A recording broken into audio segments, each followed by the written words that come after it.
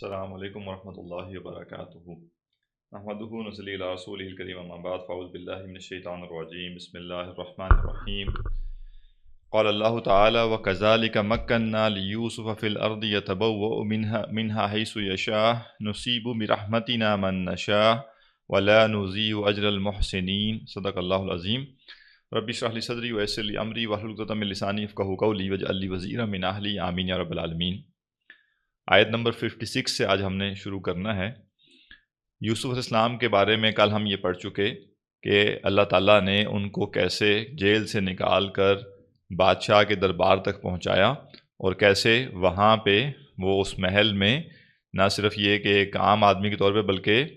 وہ وزیر خزانہ تک بن چکے ہیں، اور انہوں نے خود سے یہ ڈیمانڈ کی کہ مجھے زمین کے خزانوں کے اوپر نگران مقرر کیا جائے، اور ہم نے اس کے اوپر تفصیل سے بات کر لی تھی کہ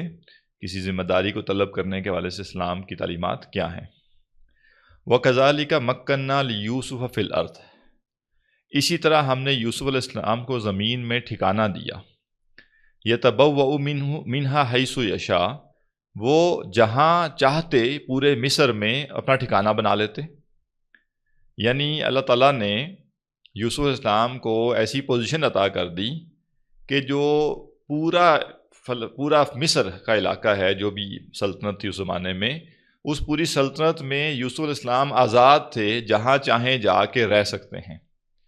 اور پورا علاقہ یا پورا ملک آپ کہہ لیں کہ ان کے انڈر ہے اور ان کے پاس ایکسس ہے۔ تو دعوت کے حوالے سے یہ بڑا اہم ایک نقطہ ہے کہ جو شخص داعی بننا چاہتا ہے، ہر ایک کے اپنے اپنے مسائل ہیں، لیمیٹیشنز ہیں، لیکن جو شخص بھی داعی بننا چاہتا ہے اور وہ چاہتا ہے کہ میں بڑے لیول پہ دین کا کام کروں، اگر اس کے لیے ممکن ہو، یہ مشکل بہت ہے، اس میں کوئی شک نہیں ہے، لیکن اگر اس کے لیے ممکن ہو تو اپنی زندگی کو ایسا بنائے کہ اس میں فلیکسیبلٹی ہو، وہ دعوت کے کام کے لیے جب جس وقت جہاں جانا چاہے وہ جا سکے۔ تو کچھ لوگوں کو دین کی خدمت کا شوق تو بہت ہوتا ہے، لیکن انہوں نے اپنے آپ کو دنیا کے ایسے معاملات میں الجھا لیا ہوتا ہے جس میں وہ بندھے ہوئے ہوتے ہیں۔ مثلا ایک بندہ ہے، وہ فائنینشلی حالات اس کے اچھے ہیں، تو کیوں کسی جاب میں اپنے آپ کو پھنسا بیٹھا ہے تاکہ وہ اب 9 to 5 کی روٹین ہے یا فلاں ایک روٹین ہے، اس سے نکل نہیں سکتا۔ تو اگر واقعتاً دین کی خدمت کا جذبہ ہے اور دین کی دعوت دینا چاہتے ہیں اور وسائل اللہ نے دیے ہوئے ہیں یا مینیجیبل ہیں، تو اپنے آپ کو جتنا آزاد کر سکیں گے، جتنی لمیٹیشن سے نکال سکیں گے، اتنی دعوت بہتر طریقے سے دی جا سکتی ہے۔ تو اللہ تعالیٰ نے چونکہ یوسف علیہ السلام کے ذریعے مصر تک دین کی بات پہنچانی تھی، لہذا یوسف علیہ السلام کو ایسا سٹیٹس عطا کر دیا کہ جہاں چاہیں وہ ٹھکانہ بنا لیں، اور ظاہر ہے پورا پروٹوکول ہے، ایک وزیر کا ایک پروٹوکول ان کو ملا ہوا ہے، اور وہ پورے ملک میں آفیشیل طریقے سے جہاں چاہیں وہ موو کر سکتے ہیں۔ نصیب برحمتنا من نشاء، ہم پہنچاتے ہیں اپنی رحمت جس کو ہم چاہتے ہیں، اپنی رحمت سے نوازتے ہیں۔ دیکھیے یوسف علیہ السلام کے بارے میں اللہ تعالیٰ فرما رہا ہے کہ جس کو ہم چاہتے ہیں اپنی رحمت سے نوازتے ہیں، لیکن رحمت سے نوازنے کا مطلب یہ نہیں ہے کہ بیٹھے بٹھائے، بغیر کوئی دین کے لیے قربانی دیے، بغیر مشکل برداشت کیے، بغیر ایمان ثابت کیے بس اوپر سے بارش برسنا شروع ہو جائے گی نعمتوں کی۔ نہیں، ایسا نہیں ہے۔ اللہ تعالیٰ رحمتیں بھی جن کو دیتا ہے ان کو بھی پہلے آزماتا ہے، ان کو ایک آزمائش سے گزارتا ہے، یہ اس دنیا کی حقیقت ہے۔ وَلَا نُضِيعُ أَجْرَ الْمُحْسِنِينَ، اور ہم محسنین کا اجر ضائع نہیں کرتے۔ بندے کو لگ رہا ہوتا ہے میں پیسی رہا ہوں، میں تو اتنا عرصہ ہو گیا ہے اور میں مشکل حالات سے دو چار ہوں، بھائی آپ کے درجات بڑھ رہے ہیں۔ اگر آپ ثابت قدم ہیں، ایمان پہ قائم ہیں، دین کے تقاضے پورے کر رہے ہیں، تو پھر مشکلات ٹف تو سچویشن ہوتی ہے، لیکن ساتھ میں اجر بھی تو مل رہا ہے، مقام بھی تو بلند ہو رہا ہے۔ تو اللہ فرماتا ہے کہ ہم جو محسنین ہوتے ہیں ان کے اجر کو ضائع نہیں کرتے۔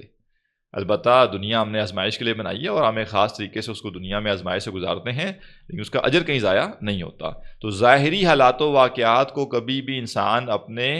اعمال کا نتیجہ نہ سمجھ لے۔ یعنی کوئی شخص نیکی کے اوپر کھڑا ہوا ہے، قائم ہے، اور ساتھ اس کے حالات بھی مشکل ہیں، تو وہ یہ نہ کہے کہ جی کیا نیکی کرنے کا فائدہ ہی کیا ہوا، نعوذ باللہ، یا میں اتنے عرصے سے نیکیاں کر رہا ہوں، پتہ نہیں میں صحیح کر بھی رہا ہوں کہ نہیں کر رہا۔ تو اس قسم کے وسوسوں میں پڑنے کی ضرورت نہیں ہے۔ جب آپ قرآن و سنت کے مطابق چل رہے ہیں، علم حاصل کیا ہوا ہے آپ نے، اور آپ کو علم کے ذریعے پتہ ہے کہ آپ صحیح رستے پہ ہیں، تو پھر جو مشکلات آ رہی ہیں وہ آپ کے درجات کی بلندی کے لیے ہیں۔ وَلَأَجْرُ الْآخِرَةِ خَيْرٌ لِلَّذِينَ آمَنُوا، اور البتہ جو آخرت کا اجر ہے وہ تو مومنوں کے لیے بہت بہتر ہے۔ وَكَانُوا لِلَّذِينَ آمَنُوا، لوگوں جو ایمان لائے، وَكَانُوا يَتَّقُونَ، اور وہ تقوی اختیار کرتے تھے۔ اچھا، دنیا کے بارے میں بھی یہ اصول نہیں ہے طے شدہ کہ جو مومن ہوگا جس کے اوپر دنیا میں آزمائشیں آئیں گی، اس کو لازماً ان آزمائشوں کے بعد دنیا میں بھی راحت ملے گی۔ یہ ہر ایک کے اپنے سرکمسٹانسز ہیں، ہر ایک الگ حالات و واقعات میں ہے، اور اللہ ہی بہتر جانتا ہے کہ کون شخص ایسا ہے جس کو اس کے حالات و واقعات کے اندر آسانی بھی دے دی جائے گی بعد میں، اور کون ہے جس کو مشکلات سے ہی دنیا سے جانا پڑے گا۔ حضرت مصعب بن عمیر ایمان لانے کے بعد جن مشکلات سے دوچار ہوئے، شہادت تک وہ ان سے نکلے نہیں۔ جو تنگ دستی تھی مالی لحاظ سے، جو سختی تھی، یہاں تک کہ شہید ہو گئے، اور جو لباس ان کے اوپر تھا وہ اتنا نہیں تھا کہ اس سے پورا جسم کور ہو سکے، تو اسی کو جو ہے وہ بس پورا اوپر ڈال دیا گیا اور پاؤں کے اوپر گھاس ڈال دی گئی۔ تو ایسا نہیں ہوا کہ، اور ہر مومن کے لیے یہ نہیں ہے کہ جناب ایک مومن کو آزمائشوں سے گزارا جا رہا ہے تو لازماً اس کے اینڈ پہ جو ہے وہ بڑے مزے کے حالات آ جائیں گے اور خوب عیاشی ہو جائے گی، ضروری نہیں۔ تو اللہ سبحانہ تعالیٰ بہتر جانتا ہے کہ اس کی آزمائش کیسے کرنی ہے، اور اللہ سبحانہ تعالیٰ بہتر جانتا ہے کہ کیسے کسی شخص کی زندگی کے جو اگلے مراحل ہیں اس سے اس کام کیا لینا دنیا میں۔ تو یوسف علیہ السلام کو جو ان مشکلات سے نکالا گیا، ان کو نوازا گیا، وہ اجر کے لیے نہیں نوازا گیا، اجر تو آخرت میں ملنا ہے، بلکہ وہ جو حالات و واقعات آ رہے تھے آگے، اس میں ضرورت تھی اس بات کی کہ اب یوسف علیہ السلام نے جو دعوت دینی ہے، تیار وہ ہو چکے ہیں، تربیت ہو چکی ہے ان کی، اب انہوں نے اس کو آگے جسے کہتے ہیں ایگزیکیوٹ کرنا ہے اس تربیت کو، تو اس کے لیے ان کو اتھارٹی چاہیے، تو اللہ تعالیٰ نے ان کو وہ اتھارٹی بھی دے دی۔ تو اصل مومن کا جو اجر ہے وہ آخرت میں ہے، لہٰذا کبھی بھی دنیا کی حالات کی بنیاد پر اپنے اعمال کے صحیح اور غلط ہونے کو ہم طے نہیں کریں گے۔ اسی طرح آج کل ایک المیہ پایا جاتا ہے کہ لوگ سمجھتے ہیں کہ جو کافر ہیں، کافر قومیں دنیا میں اس وقت بڑی عروج پہ ہیں، بڑا مال و متاع ہے ان کے پاس، تو اس کا مطلب ہے کہ وہ صحیح رستے پر ہیں کیونکہ ان کے پاس مال و متاع بہت زیادہ ہے۔ نہیں، ایسا نہیں ہے۔ دنیا کا مال و متاع اس بنیاد پر نہیں، قرآن مجید آپ پڑھیے، کم از کم آپ کو 10-12 مقامات ایسے ملیں گے جہاں اللہ تعالیٰ نے اپنے نبی سے یہ فرمایا ہے، یعنی اپنے کسی ایک نبی سے یہ فرمایا ہے کہ ہم نے دنیا میں کافروں کو جو مال و متاع دیا ہے، آپ کی نگاہیں اس کی طرف نہیں جانی چاہیے۔ تو یعنی جب اللہ کے انبیاء آتے تھے تو دنیا میں جو عیاشیاں کر رہے ہوتے تھے لوگ، وہ کافر ہوتے تھے، اور مکہ والوں کا بھی یہی حال تھا، بڑے بڑے تاجر تھے، بڑا مال تھا ان کے پاس، بڑی چودراہٹ تھی۔ تو اگر دنیا کا مال و متاع اور عیاشیاں اور سہولتیں یہی اصل میں اگر صحیح اور حق ہونے کا معیار ہے، تو پھر نعوذ باللہ پھر انبیاء کے زبانوں میں تو الٹا معاملہ نظر آئے گا آپ کو۔ تو ایسا ہرگز نہیں ہے دنیا میں، بلکہ قرآن مجید تو یہ کہتا ہے کہ اگر اس بات کا خدشہ نہ ہوتا کہ سارے کے سارے انسان ہی کفر اختیار کر لیں گے اور ان کی آزمائش بہت سخت ہو جائے گی، تو ہم جن لوگوں نے کفر کیا ان کے گھروں کو، ان کی چھتوں کو سونے کا بنا دیتے۔ تو دنیا تو ایسی چیز نہیں ہے کہ جو کسی کے حق اور باطل ہونے کا معیار بنے۔ وَجَاءَ إِخْوَةُ يُوسُفَ فَدَخَلُوا عَلَيْهِ۔ اب فاسٹ فارورڈ آگے چلا گیا، مزید آپ کہہ لیں تقریباً 7 سال، کم از کم 7 سال گزر چکے ہیں، 8 9 10 سال بھی ہو سکتے ہیں، کیونکہ اب قحط پڑ گیا ہے۔ وہ 7 جو اچھے سال تھے وہ گزر گئے، اب قحط کا زمانہ آ گیا، اور قحط کے زمانے میں بھی آپ کو پتہ ہے کہ 1-1.5 سال تو شاید لوگوں نے گزارا کر لیا ہوگا، اس کے بعد پھر آہستہ آہستہ جو غلہ ہے وہ ختم ہونا شروع ہو گیا ہوگا لوگوں کے پاس۔ وَجَاءَ إِخْوَةُ يُوسُفَ فَدَخَلُوا عَلَيْهِ۔ یوسف علیہ السلام کے بھائی آئے اور وہ یوسف علیہ السلام کے پاس آئے، اور فَعَرَفَهُمْ، تو حضرت یوسف نے ان کو پہچان لیا، وَهُمْ لَهُ مُنْكِرُونَ، اور وہ ان سے ناواقف تھے، ان کو نہیں پتا تھا کہ جس بھائی کو ہم نے کنویں میں ڈالا تھا، کیونکہ اب تقریباً آپ کہہ لیجئے جو عرصہ گزر چکا ہے، اگر 10-12 سال کی عمر میں بھی ایمان لیں کہ یوسف علیہ السلام کے ساتھ معاملہ ہوا، تو اب آلموسٹ یوسف علیہ السلام اپنی 40s میں ہیں، ارلی 40s میں ہیں، تو رفلی 28-30 سال کا گیپ ہے۔ 28-30 سال کے بعد وہ بھائی اپنے بھائی کے سامنے آ رہے ہیں، وہ تو نہیں پہچان رہے کیونکہ بچے سے ایک شخص بڑا ہو چکا ہے، لیکن اس نے تو ان کو دیکھا ہوا ہے، جو بچہ تھا اس نے تو دیکھا ہوا تھا ان کو، تو وہ پہچان چکا ہے ان کو۔ وَهُمْ لَهُ مُنْكِرُونَ، اور وہ واقف نہیں تھے۔ وَلَمَّا جَهَّزَهُمْ بِجِهَازِهِمْ، تو جب انہوں نے سامان تیار کروا دیا ان کا، ظاہر ہے کوئی پالیسی بنی ہوگی کہ جی ہم اتنا ایکسپورٹ کر سکتے ہیں جو غلہ ہے، ٹھیک ہے، کیونکہ کوانٹیٹیز بنی ہوئی ہوں گی، تو باقی دنیا جو ہے ان کو پتہ چلا کہ جناب مصر والوں کے پاس تو غلہ ہے، تو لوگ آتے تھے دوسرے خریدنے کے لیے اور وہ پیمنٹ دے کے غلہ خریدتے تھے۔ تو اب وہ غلہ لینے آئے ہیں اور غلہ تیار کر دیا گیا ان کا۔ قَالَ ائْتُونِی بِأَخٍ لَکُم مِنْ أَبِیکُم،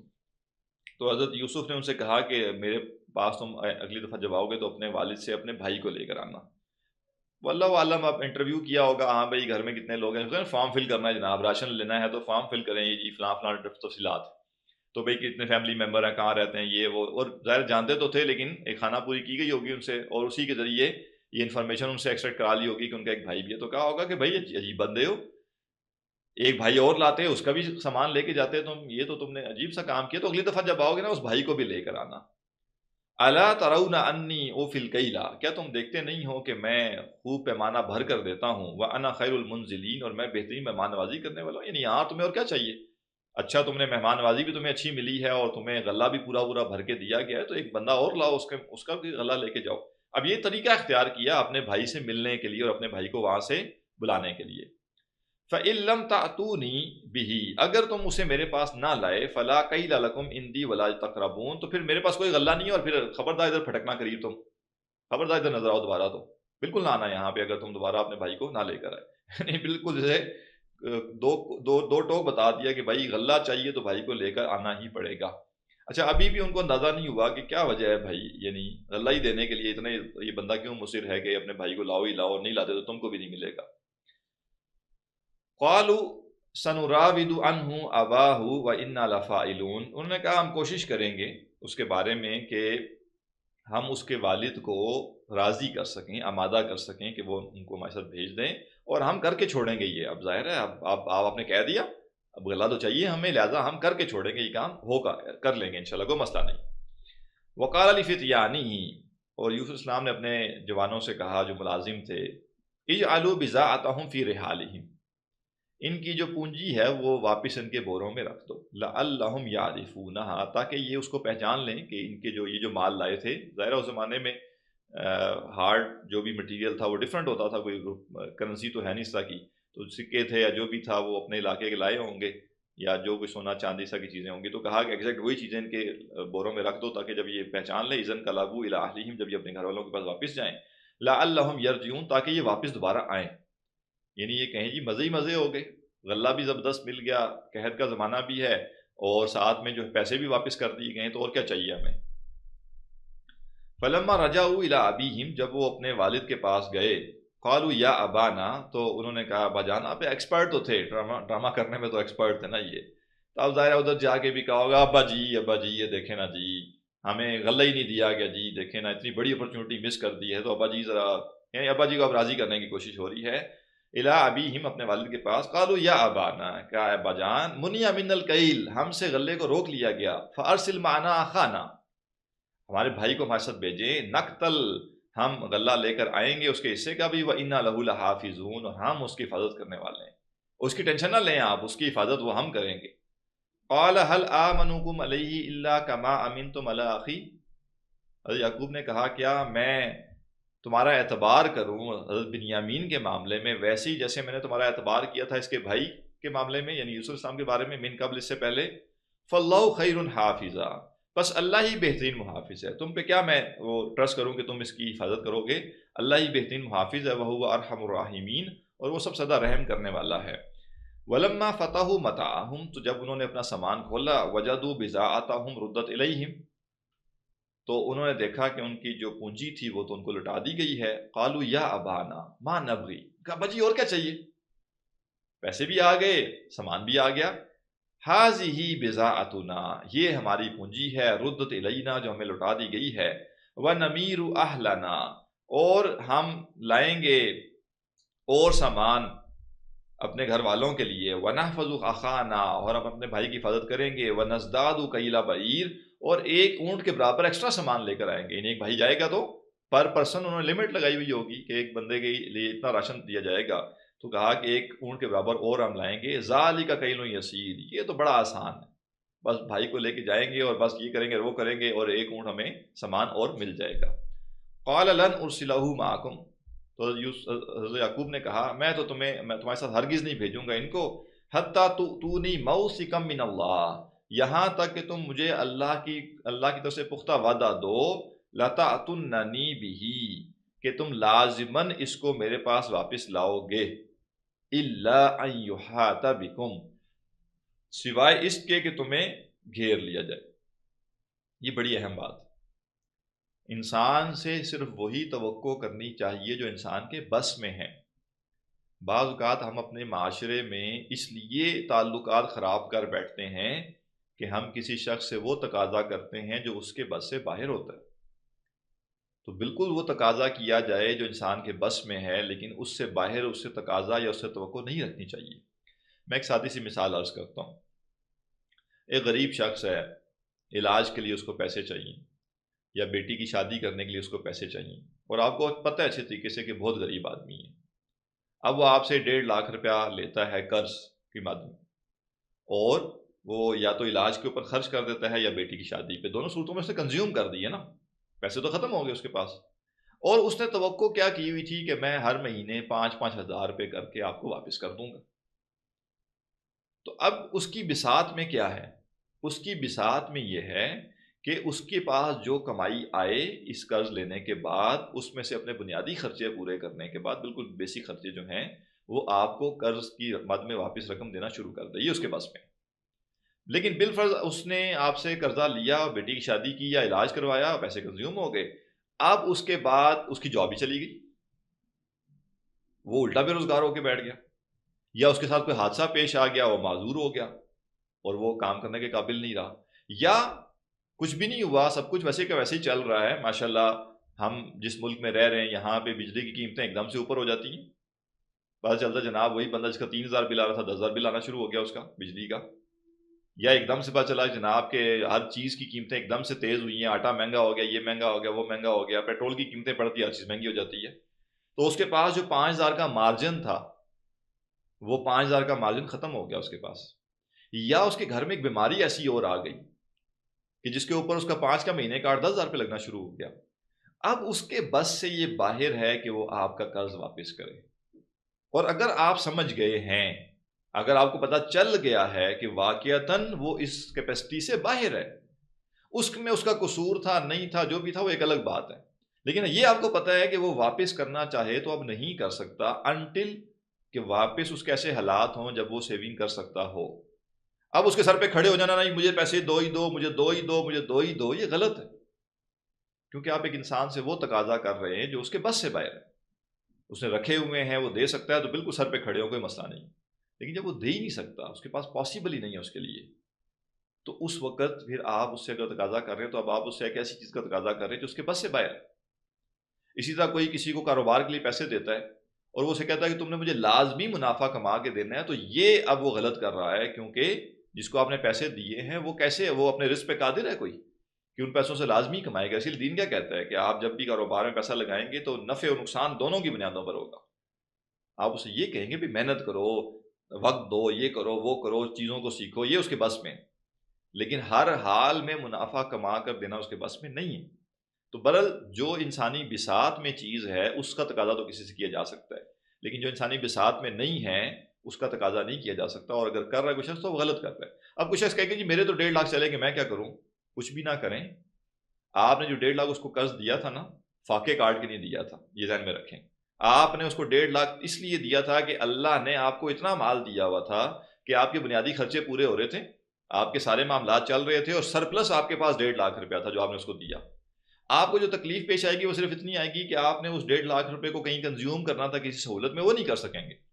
لیکن آپ کے اس کے سرکمسٹانسز ایک جیسے نہیں ہیں، اس نے ناگزیر خرچے پہ پیسے خرچ کیے آپ کے 1.5 لاکھ روپے، اور آپ خرچ کرتے تو وہ اپنے کسی ایڈیشنل چیز کے اوپر کرتے، اور وہ 1.5 لاکھ واپس نہ ملنے سے آپ بھوکے نہیں مریں گے، لیکن اس کو اگر آپ کہیں گے کہ وہ 1.5 لاکھ آپ کو ہر حال میں دے ہی دے تو اس کو فاقے کاٹنے پڑیں گے۔ تو شریعت یہ کہتی ہے، دین یہ کہتا ہے کہ ذرا دل بڑا کرو، ظرف بڑا کرو اپنا، اور اللہ سے یہ امید رکھو کہ اللہ سبحانہ تعالیٰ جیسے دنیا میں آپ نے اس بندے کی مشکل آسان کی ہے، اللہ آپ کی آخرت کی مشکل آسان کرے گا۔ وہ 1.5 لاکھ لے کے کیا کر لینا ہے آپ نے، کتنے محل بنا لینے ہیں، کتنی عیاشی کر لینی ہے اس سے، وہ آ جائیں گے کل ختم ہو جائیں گے، لیکن اگر آپ نے اس غریب کو معاف کر دیے، یا آپ اس نے کہا یار اگر کبھی ہو سکے تو دے دینا، کوئی مسئلہ نہیں ہے، نرمی کا معاملہ کر دیا، تو اللہ کے سامنے جا کے آپ کہیں گے اللہ میں نے دنیا میں تیرے بندوں پر نرمی کا معاملہ کیا تھا، آج تو میرے اوپر بھی نرمی کا معاملہ فرما، اور مجھ سے حساب کتاب نہ کر، مجھ سے یہ چیز نہ پوچھ کہ میں کر سکتا تھا کہ نہیں کر سکتا تھا، میں نے دنیا میں نہیں پوچھا بندوں سے، میں نہیں پیچھے گیا کہ ہاں تم واقعی سیونگ کر سکتے تھے، نہیں کر سکتے تھے، تم یہ کر سکتے تھے، وہ کر سکتے تھے، میں نے دیکھا اس کے حالات مشکل ہے، میں نے اسے چھوڑ دیا، اے اللہ میں بھی عاجز سا انسان ہوں، ایک خطا کار انسان ہوں، میری زیادہ کھوج کرید میں نہ پڑا جائے کہ میرے اعمال کیسے ہیں، میں کیا کر سکتا تھا، بس مجھے معاف کر دیا جائے۔ تو اللہ سے امید ہے انشاءاللہ جو دنیا میں لوگوں کے لیے آسانی پیدا کرے گا، اللہ تعالیٰ اس کے لیے آخرت میں بھی آسانی پیدا کرے گا۔ تو حضرت یعقوب کیا کہہ رہے ہیں کہ تم مجھے اللہ کا وعدہ دو کہ تم اسے میرے پاس لے کر آؤ گے، الا ان یحاط بکم، 100% شورٹی میں تم سے نہیں مانگ رہا، وہ تمہارے بس سے باہر ہے، تم اپنی بساط تک مجھے شورٹی دو کہ تم اسے واپس لے کر آؤ گے، سوائے اس کے کہ تمہیں گھیر لیا جائے۔ ظاہر ہے تم جا رہے ہو ایک سفر کے اوپر، کوئی رستے میں لڑائی ہو سکتی ہے، کوئی قافلہ حملہ کر سکتا ہے، کچھ بھی ہو سکتا ہے، کوئی ایشو پیش آ سکتا ہے، تو حادثات سے میں تمہیں یہ نہیں کہہ رہا کہ حادثات کے بارے میں بھی گارنٹی دو۔ تو یہاں کچھ لوگ بہت عجیب سا ان کا معاملہ ہو جاتا ہے، وہ اتنا زیادہ دنیا کے بارے میں سینسٹیو ہو جاتے ہیں، بچے کو بالکل پکڑ کے بٹھائے رکھیں گے گھٹنوں کے ساتھ، وہ بھائی اس کو نکلنے دو باہر بیچارے کو، اس کو ٹرین کرو، جو بھی کرنا ہے کرو، اس کو دنیا میں جانے دو، نہیں نہیں نہیں کچھ ہو نہ جائے، یہ نہ ہو جائے، وہ نہ ہو جائے، بھائی اس کو فریز کر دو، بھی فریزر میں رکھ کے جا کے، دنیا میں آیا کیوں ہے؟ اگر اس نے خطرات کے ساتھ سامنا نہیں کرنا خطرات کا، اور اگر زندگی میں آگے نہیں بڑھنا، یہ کوئی طریقہ نہیں ہے دنیا میں رہنے کا۔ آپ انسانی بساط میں جو کوششیں ہیں وہ کریں، اس کے بعد اللہ پہ توکل کریں، اور یہ دل میں یقین رکھیں کہ جو اللہ نے مصیبت لکھی ہے وہ آ کے رہے گی، گھر کے اندر بھی آ جائے گی، کوئی مسئلہ نہیں۔ تو لہٰذا ایک نارمل لائف گزارنی چاہیے، نہ ضرورت سے زیادہ انسان غافل ہو جائے اور نقصان پر نقصان کرتا چلا جائے اپنی بیوقوفی کی وجہ سے، اور نہ ضرورت سے زیادہ ہی حساس بن جائے اور وہ کہے کہ میں ہر حال میں دنیا میں سے ہر نقصان سے بچ سکوں گا، ایسا نہیں ہے۔ تو معتدل بات یہیں پہ جو حضرت یعقوب نے ان کو کہی کہ بھئی جاؤ، تم اپنا وعدہ دو، تم گڑبڑ نہیں کرو گے، تم ڈنڈی نہیں مارو گے، البتہ اگر تمہیں گھیر لیا گیا تو اس کو گھیر لیا گیا۔ فلما آتوہ موثقہم، تو جب انہوں نے اللہ کا پختہ وعدہ دے دیا کہ بھئی ہم اللہ کی قسم کھا کے کہتے ہیں ہم لائیں گے، ہم اللہ کو گواہ بنا رہے ہیں اس کے اوپر، قال اللہ علی ما نقول وکیل، تو یعقوب نے کہا کہ جو کچھ تم کہہ رہے ہو اللہ ہی اس پر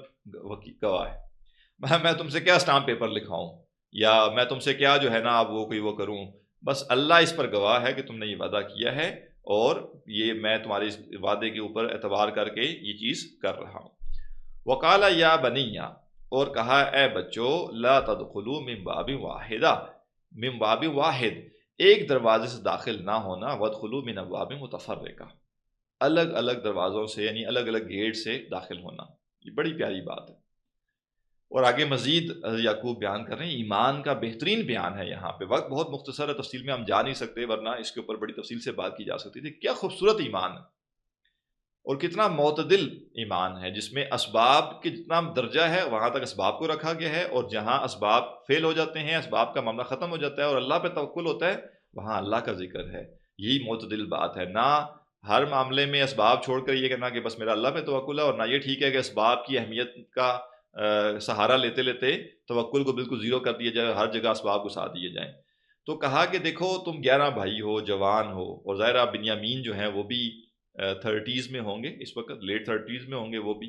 اور مطلب آپ اندازہ کریں کہ ایک بھائی اگر 35-36 سال کا ہے تو سب سے بڑا ہوگا وہ کوئی 52-54 سال کا ہوگا، تو یعنی اس ایج بریکٹ کے اندر بھری جوانی جو ہے اس کے اندر لوگ موجود ہیں، اور 11 بھائی ہیں، تو کوئی بھی دیکھ کے ان سے جو ہے وہ حسد کر سکتا ہے، ان سے خطرہ محسوس کر سکتا ہے، ان کو نقصان پہنچانے کی کوشش کر سکتا ہے۔ تو ایک تدبیر بتائی، وہ تدبیر کیا تھی؟ شہروں میں انٹر ہونے کے لیے گیٹس ہوتے تھے پہلے زمانے میں، تو کہا کہ ایک گیٹ سے سارے داخل نہ ہونا، الگ الگ گیٹ سے جاؤ، تاکہ ٹولیوں میں بیٹھ کے، تاکہ کوئی کسی کی نگاہ میں تم نہ آؤ کہ بھئی یہ 11 بھائی اور یہ سارا کچھ۔ وَادْخُلُوا مِنْ أَبْوَابٍ مُتَفَرِّقَةٍ، جدا جدا گیٹ سے داخل ہونا، وَمَا أُغْنِي عَنْكُم مِّنَ اللَّهِ مِنْ شَيْءٍ، دیکھو میں اللہ کے مقابلے میں تمہارا کچھ کام نہیں آ سکتا، یہ جو کچھ میں تمہیں اسباب بتا رہا ہوں یہ بس اسباب ہیں، اگر کچھ لکھا ہوا تو 11 گیٹوں سے بھی داخل ہو جاؤ گے الگ الگ، تو تب بھی وہ مسئلہ ہو کر رہے گا۔ یہ ایک کوشش ہے، یہ انسان کے بس میں ہے، یہ کر لو، اس کا مطلب ہرگز نہیں ہے کہ تم اپنے آپ کو ہر حال میں سیکیور کر لو گے۔ یہ چیز ہے کہ اسباب کو اسباب رکھا جائے، اسباب کو مسبب نہ بنایا جائے کہ جی یہ میں نے کیا پھر نقصان کیسے ہو گیا، فلاں کام میں نے بڑا سوچ سمجھ کے کیا تھا پھر نقصان کیسے ہو گیا۔ بھئی دنیا آزمائش رہے گی، جو مرضی کر لیں، استخارہ کر لیں، جو مرضی کر لیں، رہے گی دنیا آزمائش ہی، یہ پتہ ہونا چاہیے۔ دنیا جو ہے وہ آزمائش اس کی ختم نہیں ہو جائے گی، اور دنیا میں ہر چیز بس مزے کی نہیں ہو جائے گی، دنیا رہے گی آزمائش، جو مرضی کر لیں۔ ہاں جتنا آپ دین کے مطابق چلیں گے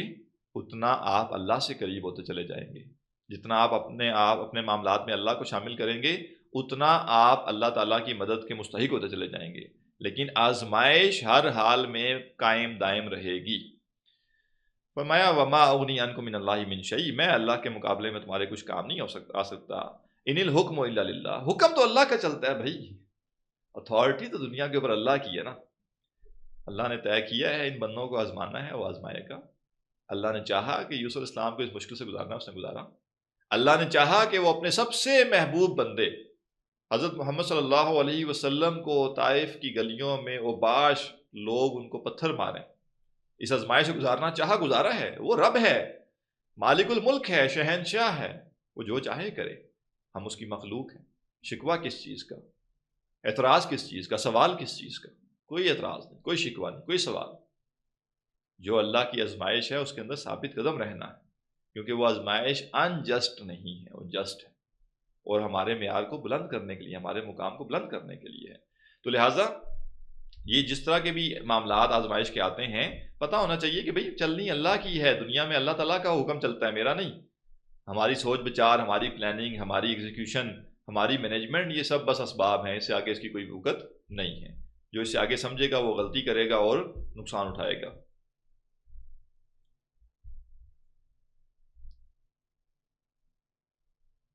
علیہ توکلت، اللہ پر ہی میں توکل کرتا ہوں، فلیتوکل المتوکلون، پس چاہیے کہ توکل کرنے والوں اللہ ہی پر توکل کریں۔ اللہ کے علاوہ کسی پر توکل کرنا اس کی سینس سمجھ نہیں آتی۔ اور دیکھیے کتنی خوبصورت انداز سے ایک ہی آیت میں سبب اور توکل دونوں کا ذکر ہے۔ ایک آیت دونوں کو جمع کر رہی ہے، سبب کی حقیقت بھی بیان کر رہی ہے اور توکل کی حقیقت بھی بیان کر رہی ہے۔ یہ جو کہا نا کہ توکل جس نے کرنا وہ اللہ پہ کرے۔ دیکھیں میں کس بندے پہ رلائی کر سکتا ہوں، دنیا کے معاملات میں بھی غور کریں، میں کس بندے پہ رلائی کر سکتا ہوں؟ مجھے 2 سال بعد ایک مشکل پیش آئے گی، 3 سال بعد ایک مشکل پیش آئے گی، تو اس مشکل کے لیے میں ایک ایسے بندے کے بارے میں سوچوں گا کہ جب وہ مشکل مجھے پیش آئے تو نمبر 1 اس وقت وہ بندہ موجود ہو، اور نمبر 2 اس کے پاس یہ صلاحیت ہو کہ وہ میری مدد کر سکے۔ میں بالفرض ملک سے باہر جا رہا ہوں اور وہاں جاب تلاش کرنی ہے اور مشکلات بھی پیش آ سکتی ہیں، میرے پاس 6-8 مہینے کا فنڈ ہے، اس کے بعد ہو سکتا ہے کہ فنڈ ختم ہو جائے اور مجھے وہاں پہ جو ہے وہ فنڈ چاہیے ہوں۔ تو اب ایک ایسے بندے پہ میں رلائی کروں گا کہ جس کا مجھے پتہ ہے کہ جی ہاں اس کے پاس ایسے سال بعد پیسے بھی ہوں گے اور یہ موجود بھی ہوگا۔ اب انسانوں کا مسئلہ یہ ہے کہ فنڈ یا اس کے پاس اسباب تو دور کی بات ہے، وہ بندہ ہی ہوگا کہ نہیں ہوگا کس کو پتہ ہے؟ تو میں دنیا میں کسی اور کے اوپر توکل کر کیسے سکتا ہوں؟ کل کو وہ بندہ زندہ بھی ہوگا کہ نہیں جس کے اوپر توکل کر کے بیٹھ جاؤں؟ پتہ چلیے میں سوچ کے بیٹھا ہوں فلاں حضرت صاحب جو تھے، وہ فلاں چودھری صاحب، فلاں سیٹھ صاحب، ان سے میں مدد حاصل کر لوں گا سال بعد۔ حضرت صاحب کا 4 مہینے بعد جنازہ ہو گیا، سیٹھ صاحب جو ہے قبر کی زینت بن کے جا کے، تو اب میری مدد کون کرے گا؟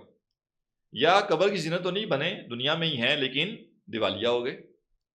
تو رلائے آپ اس سورس پر کرتے ہیں جو خود فیل نہ ہو، پھر رلائے کرنے کا فائدہ کیا ہوا اگر وہی فیل ہو جائے؟ تو کل کائنات میں اللہ سبحانہ تعالیٰ کے علاوہ کوئی ایسی ہستی نہیں ہے جو ہمیشہ موجود رہے، سب کو فنا ہے، بڑی بڑی چیزوں کو فنا ہے۔ لوگوں کو لگتا ہے پینشن بڑی چیز ہے، سرکاری الاؤنسز بڑی چیز ہیں، اور مختلف محکموں سے جو ان کو مراعات ملتی ہیں یہ بڑی چیز ہے۔ وہ بھائی کچھ نہیں، جب اللہ نے چاہے نظام چل رہا ہے، جب چاہے گا ملک ختم ہو جاتے ہیں، بادشاہتیں اڑ جاتی ہیں ساری۔ کس پہ رلائی کریں گے؟ بادشاہ پہ، گورنمنٹ پہ؟ کسی پہ رلائی نہیں کر سکتے۔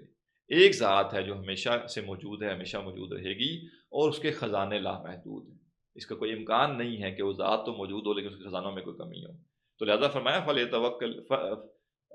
فلیتوکل المتوکلون، توکل کرنے والا کو چاہیے اللہ پہ توکل کرے۔ اللہ کے علاوہ کسی پہ توکل کرنے کی سینس ہی نہیں بنتی، لاجک ہی نہیں بنتی، کوئی سمجھ نہیں آتا کہ کیسے کسی پہ میں توکل کروں۔ میں کیسے انشور کروں کہ جب مجھے مسئلہ پیش آئے گا تو وہ اویلیبل بھی ہوگا اور وہ کیپیسٹی بھی رکھتا ہوگا میری مدد کرنے کی۔ تو یہ صلاحیت اللہ ہی کی ذات میں ہے اور درجہ کمال کو ہے۔ دنیا کا کوئی مسئلہ نہیں ہے جو حل کرنے کے لیے آپ کو جو اسباب چاہیے ہوں اور آپ سوچیں بھی ایک لمحے کہ وہ نہ ملیں گے، نہیں، ہر چیز کے اوپر وہ قادر ہے، کل کائنات کا مالک ہے اور حی ہے، قیوم ہے۔ لہذا توکل کرنا ہے تو صرف اور صرف اللہ پہ ہی توکل کیا جا سکتا ہے، اللہ کے سوا کسی اور پہ توکل کرنا اس کی کوئی سینس نہیں بنتی۔ وَلَمَّا دَخَلُوا مِنْ حَيْثُ أَمَرَهُمْ أَبُوهُمْ، اب جب وہ داخل ہوئے جہاں سے ان کے والد نے انہیں حکم دیا تھا، فرما برداری اختیار کی اور جیسے انسٹرکشن دی گئی تھی ویسے ہی انہوں نے پورا کیا۔ مَا كَانَ يُغْنِي عَنْهُ مِنَ اللَّهِ مِنْ شَيْءٍ، حضرت یعقوب اللہ کے مقابلے میں ان کو کچھ کام نہیں دے سکتے تھے، إِلَّا حَاجَةً فِي نَفْسِ يَعْقُوبَ قَضَاهَا، مگر حضرت یعقوب کے دل میں خیال آیا، ان کو ایک انسیکیورٹی فیل ہوئی تو انہوں نے کہا کہ اسباب کے درجے میں اس کا حل کر لیا جائے۔ وَإِنَّهُ لَذُو عِلْمٍ لِمَا عَلَّمْنَاهُ، اور بے شک وہ بڑا علم والا تھا، حضرت یعقوب بہت علم والے تھے، اس بنا پر جو ہم نے ان کو علم دیا تھا۔ وَلَٰكِنَّ أَكْثَرَ النَّاسِ لَا يَعْلَمُونَ، لیکن اکثر لوگ نہیں جانتے، اکثر لوگوں کو معلوم نہیں ہے کہ یہ علم کیا چیز ہے، اور اللہ تعالیٰ جب کسی کو علم عطا کرتا ہے تو اس کی کیا اہمیت ہے۔ تو یہاں اب معاملہ یہ ہوا کہ وہ حضرت یعقوب سے چلے گئے اور حضرت یعقوب کے پاس سے چلے گئے، مصر میں داخل ہو گئے ہیں۔ اب اگلی آیت جو ہے 69 نمبر، جو انشاءاللہ کل جس سے ہم شروع کریں گے، اس میں ہم دیکھیں گے کہ جب وہ گئے ہیں تو پھر کیا واقعہ پیش آیا، اور آیا وہ کامیاب ہو گئے غلہ اور لانے میں اور اپنے بھائی کو بھی، یا کہ جو انسیکیورٹی تھی حضرت یعقوب کی وہ سامنے آ گئی۔ تو یہ گفتگو انشاءاللہ ہم کل اس سے آگے کنٹینیو کریں گے، سوال ہو تو کیا جا سکتا ہے۔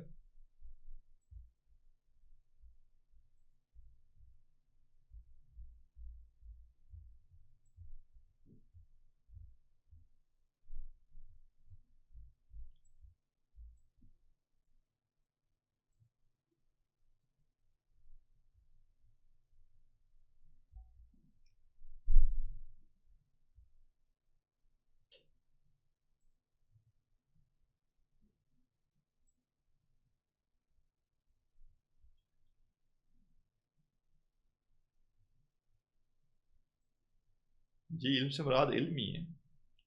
حقائق کا علم ہے، یعنی ان کو پتہ تھا کہ سبب کیا چیز ہوتی ہے اور اللہ پر توکل کیا ہونا، یہ چیز ان کو بالکل کلیئر۔ چلیں، سبحانک اللہم و بحمدک، نشہد ان لا الہ الا انت، نستغفرک و نتوب الیک۔